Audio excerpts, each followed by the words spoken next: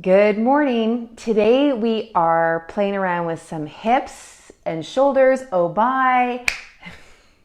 All to help loosen you up, grow some awareness between your legs, your pelvis, and your shoulder girdle, and to really grow your awareness for the next steps in improving your function. So we're going to start with legs up the wall. Be sure to have either a rolled mat or spinal strip handy.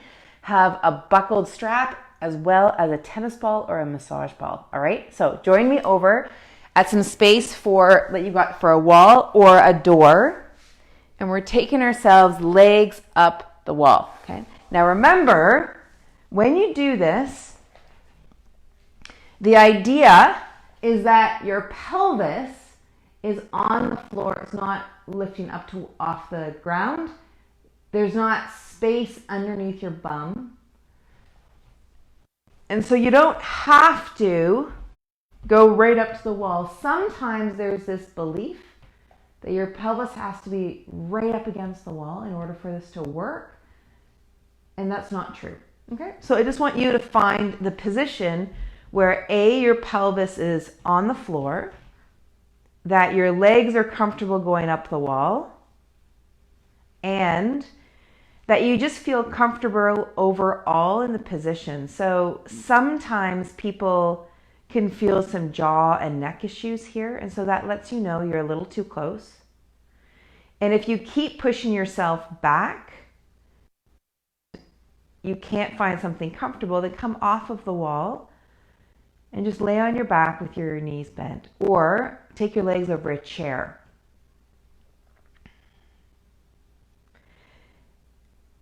And wherever you land yourself to be, just allow your legs to sink into your hip sockets.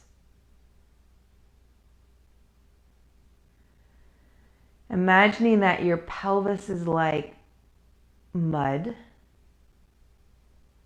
and your legs are like wooden telephone poles. So the telephone poles are sinking into the mud.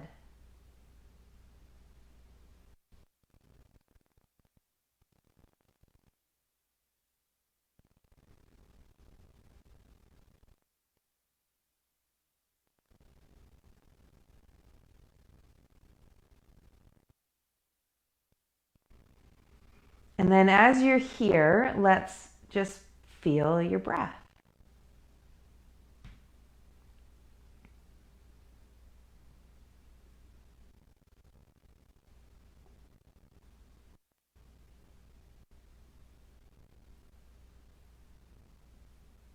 And just let those legs sink a little. And it's not something you need to actively do. If there's any action, it's your ability to relax.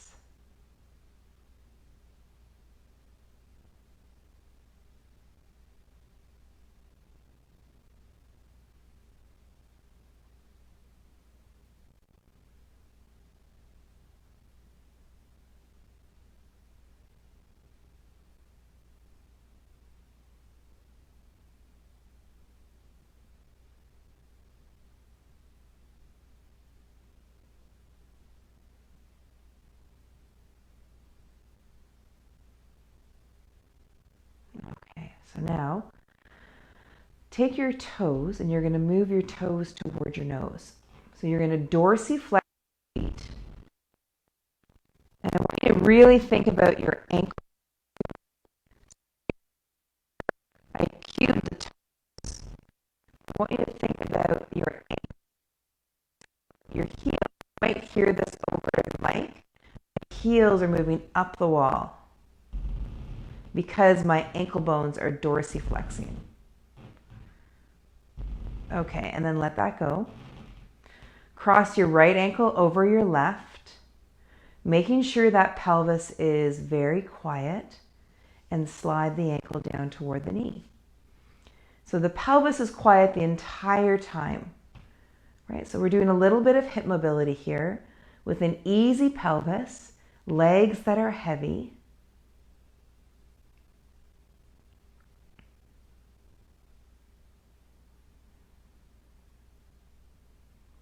Really, really, really, really, really easy breath. So can you feel your breathing as separate from your movement, but related? So oftentimes when I'm teaching, I don't say when I want you to inhale or when I want you to exhale. So we're going to uncross and then cross the other side. So now the opposite leg is over. So I don't tend to ask you to breathe in on a movement and breathe out on a movement. Rather, I want you to breathe and notice what your breath is doing while you're moving. And so can you notice that?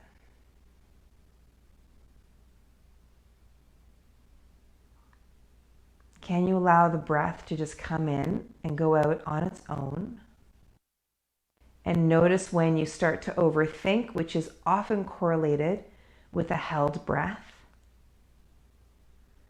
And can you come into the experience of feeling? And then uncross those legs. Can you come into the experience of feeling?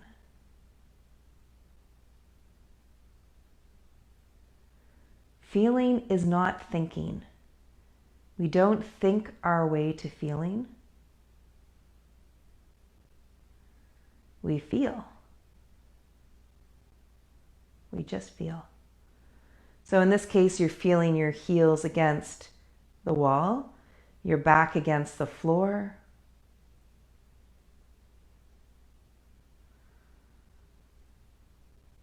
Just feel. And there's nothing right or wrong about whatever it is you're feeling, because whatever you're feeling is what you're feeling. Great. Okay, let's come on out. So roll it over to one side and then come on out, and we're going to move toward your rolled mat or your spinal strip. So we've got a spinal strip that we're going to fold in half, or your rolled mat, and we're going to take that edge of the spinal strip right at about the bra strap or opposite the bottom of the breastbone, whatever cueing makes the most sense for you. And then you get to just rest right in here. And let your hands settle on your rib cage.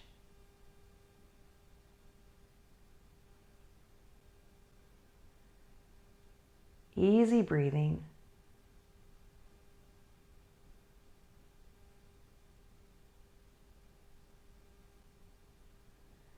Let your eyes soften and feel the spinal strip underneath or the rolled mat underneath your back, and let yourself sink into it a little bit more.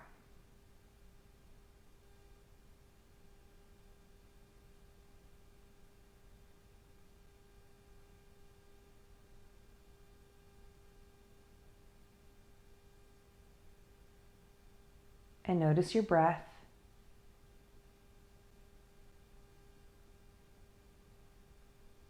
Okay, so now we're going to take the hands up to the sky, and I'd like you to touch your thumb tips together. So you've got like the bottom part of a rectangle or a box that you're looking at. So you've got, or another way to look at it is your left hand has a backward L or a regular L, and your right hand has a backward L. You're going to raise your arms up to the sky and then bring them back. So you're protracting the blades so the arms come up, and then retracting the blades. Protracting and then retracting. Arms reach up and then they come back. Arms reach up and then they come back.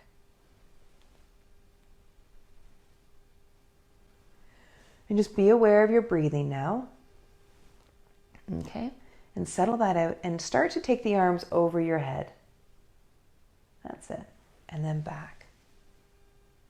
And over your head. And back. Now the furthest you're going to go with the arms coming over your head is the ears. But I want you to notice if your arms want to kind of, one arm wants to lead more than the other, or if there's a real wobble, or if there's a clunk or a click. There, I just had a clunk there. So I'm just going to make my movement a bit smaller.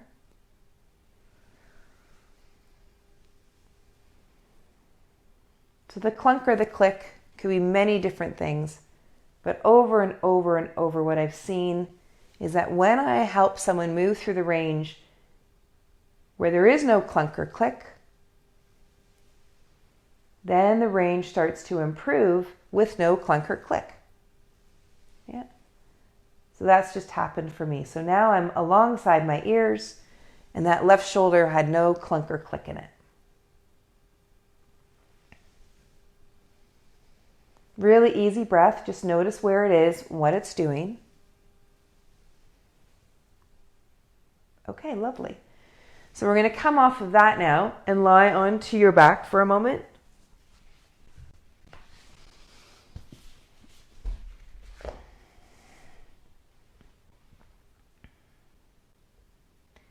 And just feel for what it is that you feel. And do your best to notice and not get distracted by thought. Just come back to your body. The feeling of what you feel in your body is so powerful. And in many ways, we've been dismissed about actually feeling it.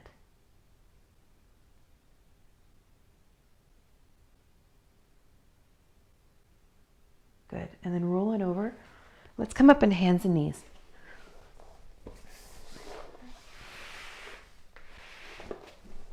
Okay. So hands and knees, we're going to come into a cat and a cow. So move through the pelvis and the spine, and then move through the other way. What's really cool, I find, with thought and feeling is that thought really does lead to feeling. I mean, we've heard that before, right? We've heard that before. That thought leads to feeling. If you can spend enough time with the feeling that you have, you really can ascertain what you're thinking. Because lots of times we just feel something and we feel awful or we feel good or we feel scared or we feel whatever. And we can jump into how something else outside of us made us feel that way.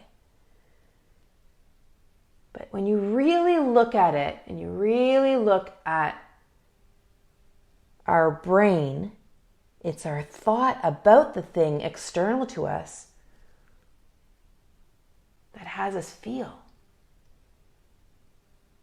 In every circumstance that's out there, even the biggie that we're all working with right now, that COVID thing, it's all circumstance. How we think about it leads to how we feel about it. But sometimes we don't know we're doing it, right? Sometimes we just feel what we feel. Okay, so we're going to take the strap. Come into a kneeling position. If you need to put something underneath your bum, then do that. We're going to take the arms up overhead. This is why feeling is so important, because our mind can go all over the place, can't it? It can go all over. And then we try and rein it in, or some people do. But when we can come into feeling and we have the endurance to sit with the feeling, we can become a lot clearer about what it is that we're thinking. Because our thoughts lead to feelings, lead to our actions, lead to our results, right? Right, that's a really common psychological model that's out there. Okay, lovely. Now we're going to bring that down. Good. And then come here. Good. So now just feel as you come back into your cat and cow. Just notice what you feel. Try just to feel. Try not to jump into what you think about what you feel. Just feel. Practice feeling.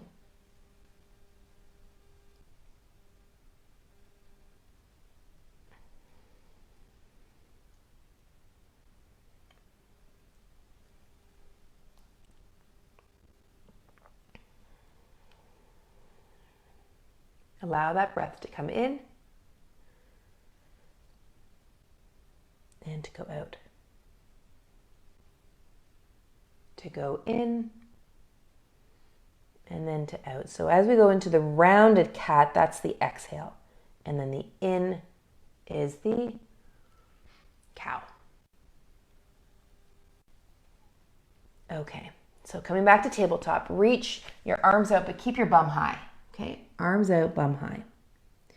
And then look at your left hand. You're going to bring that left hand underneath your right elbow. So you've just bent your elbow, your left elbow, to 90 degrees to bring the hand underneath the right elbow. Good. And then let's switch sides.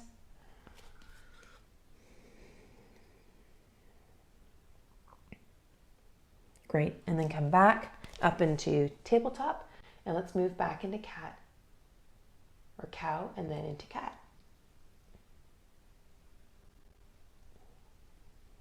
There you go.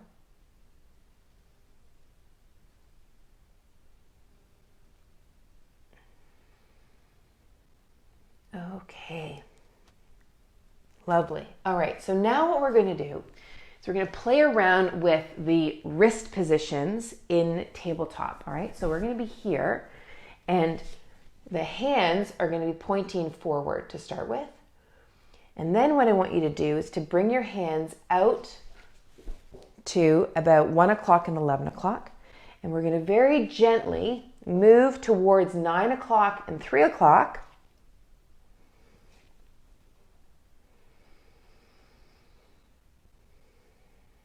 And if this isn't working for your wrists, then what I would recommend you do is either come back onto your rolled mat or spinal strip or come into child's pose. Okay. And then move your hands a little further so that you're rotating the arms in the socket. So your hands are now pointing toward 7 and 4 or 8 and 4.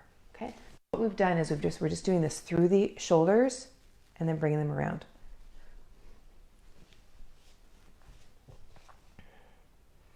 And then we're going to bring them directly back. Okay, so let's start back up at the top again. I want you to think now that the articulating joint is through your shoulder. Okay, and then move. Okay. Easy, easy peasy. Now, it might not feel easy, but I want you to be easy. So choose the position of where your hands are placed. Choose that position based on what you feel. Okay? Okay, and just kind of work through it. Some of you might be feeling something in your elbows or in your forearms, and we don't want that to have that. We don't want that experience. So if that's too much, then just come back to the earlier movement. Just because you can actually do it, right? Just because you can do the movement doesn't mean to do it, right? So you got to pay attention to what you're feeling. What you're feeling through the forearm, what you're feeling through the elbow, what you're feeling through the wrist. Okay, so now we're going to come back and we're going to face this way. And then you can have the fingers pointing this way. So you've moved your arms into rotation this way, or you can have your fingers pointing this way. So you can just bring your arms back into extension. So either way, where the hand is placed is a result of what's going on at the shoulder. So you can rotate and then extend the arms back so the fingertips are pointing that way, or you can have them pointing this way. Everyone seems to have their own preference for when they do this. So you just explore here. And now from here, you're just going to start to lift your hips and move through your shoulders. Okay, so now watch between my ribs and my pelvis and my ribs and my shoulder. So I'm here and I come up, right? I'm generating the movement between my hips and my shoulders, and my pelvis and my ribs are staying as a unit.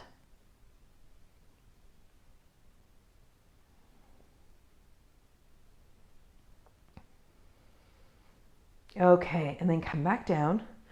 Good. And be here and just notice what you feel. I'm going to grab a ball that rolled away, and I'd like you to take your ball and bring it underneath your hip and roll through your hip.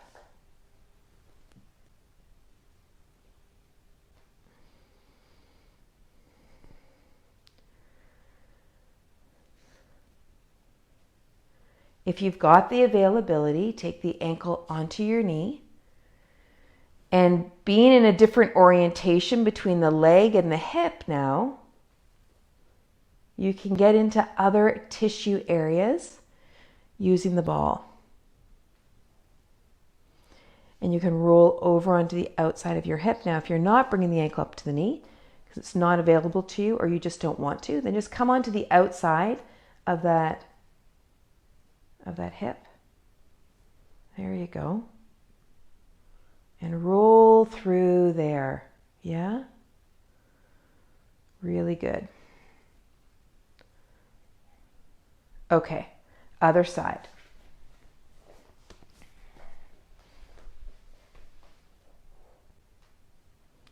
I find it so interesting to use these tools like massage balls or tennis balls because they let me know how I'm doing.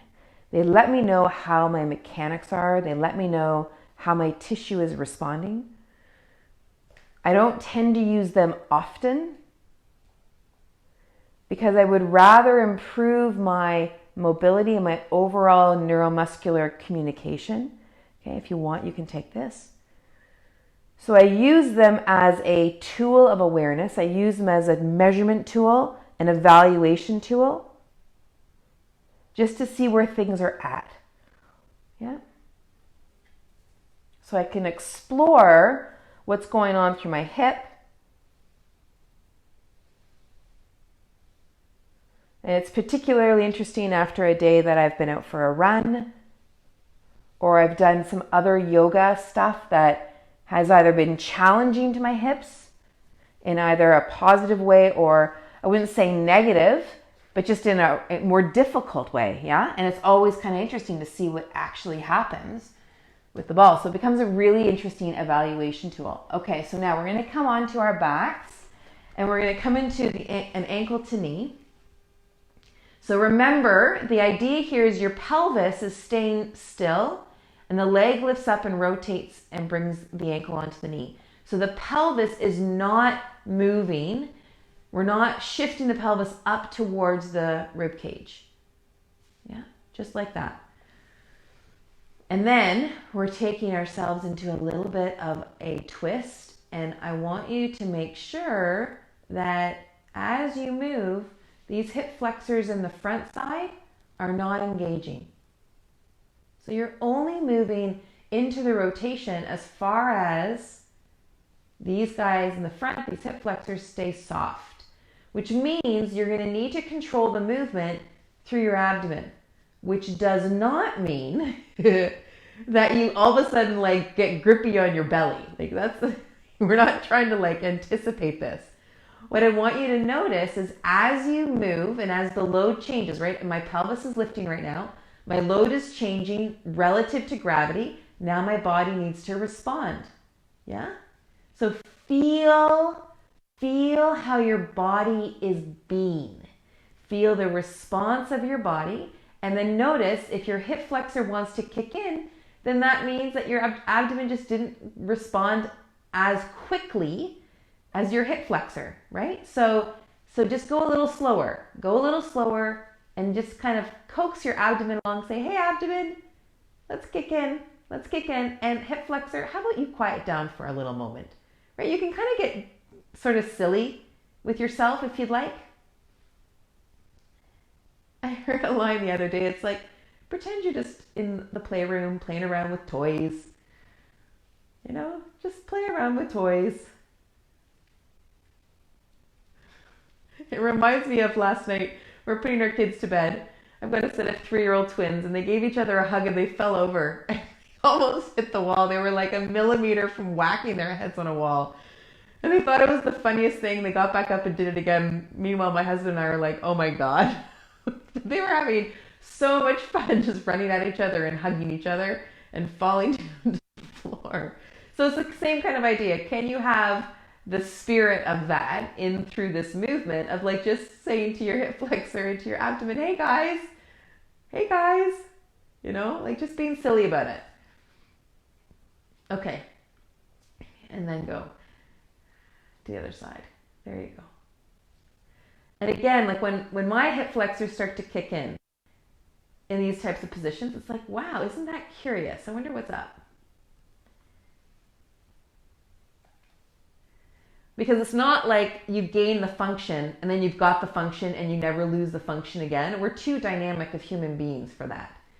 But what does happen is you build a coordinating pattern with your brain that you can come back to a lot faster.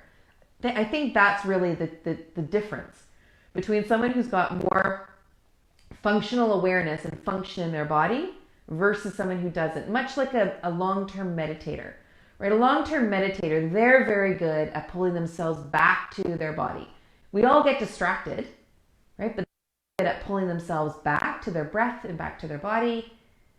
Whereas someone who's new at it gets all caught up in the noise of their mind, right?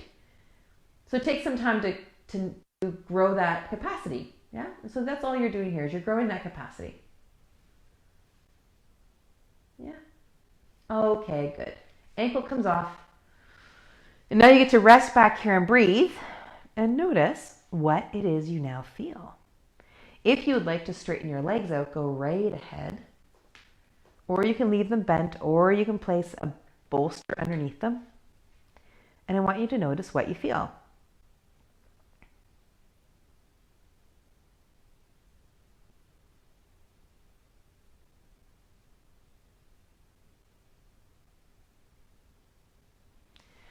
And what I would love from you guys, if you are someone who's been practicing this and your QL or your back pain has settled out, could you please let me know either in a comment or in a direct message, because there's a few programs around back pain that are kind of coming through me on a creativity front. I probably won't release them until the summer, like well into the summer, but I'm looking to talk with you about how you've made gains through the stuff you've done with me. So I can give context to people who have back pain and would like to hear from others that have benefited. So if you could send me a direct message or post in a comment below, that would be very helpful. You and I could help a lot more people who have back pain. So with that, just settle in and now just easy breathe. And then just connecting legs and pelvis and belly and ribs.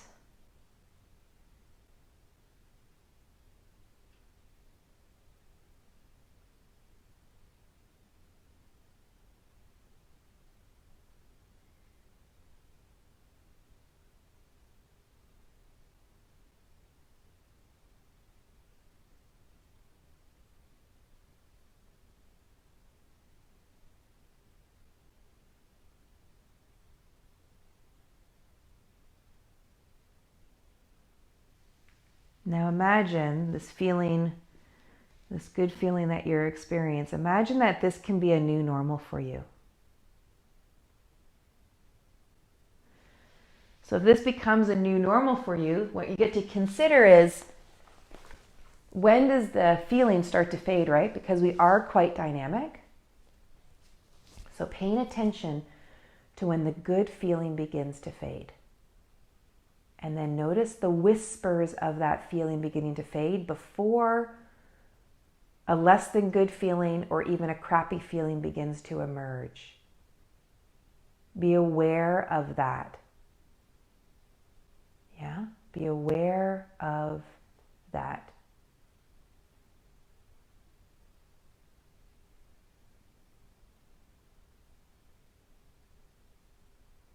And then you can intervene. And as you intervene at the whisper level, you'll build more and more and more capacity to feel good.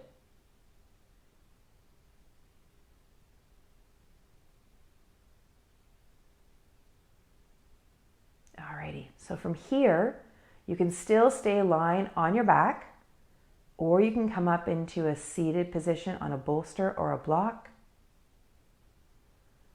And feel what you feel here now in a vertical position.